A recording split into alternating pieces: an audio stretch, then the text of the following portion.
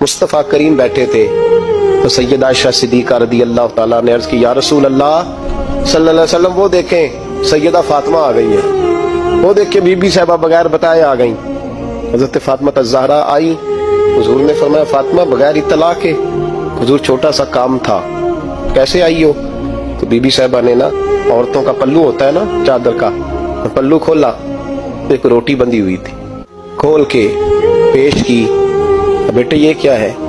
अब्बा जी कई दिनों से घर में रोटी नहीं पकी थी, आज अली कुछ जौ लाए थे, पीसे हैं, चंद रोटियां बनी हैं, तो बच्चों ने तो खा लिया, तो मेरे सामने भी एक रोटी आई थी, मैंने लुकमा तोड़ा है तो मुझे ख्याल आया पता नहीं मुस्तफ़ा ने खाया है कि नहीं खाया, पता नहीं हुजूर ने रोटी खाई है कि नहीं, तो हुजूर मैं लेके हाजिर हो गई हूँ, मेहरबानी फरमाए।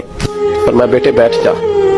हजरत फातिमा भी बैठ गई। सैयदा आयशा कहती हुजूर भी बैठ गए। फरमाया फातिमा कितने दिनों से नहीं खाया? अर्ज की हुजूर 3 दिन से। फरमाया बेटे मैंने 5 दिन से नहीं खाया, आ जा। दोनों बाप बेटी मिल के खाते। रोटी 2 हिस्सों में हुजूर ने बांटी। फरमाया चला जी तू खा, आदि मैं खाता हूँ।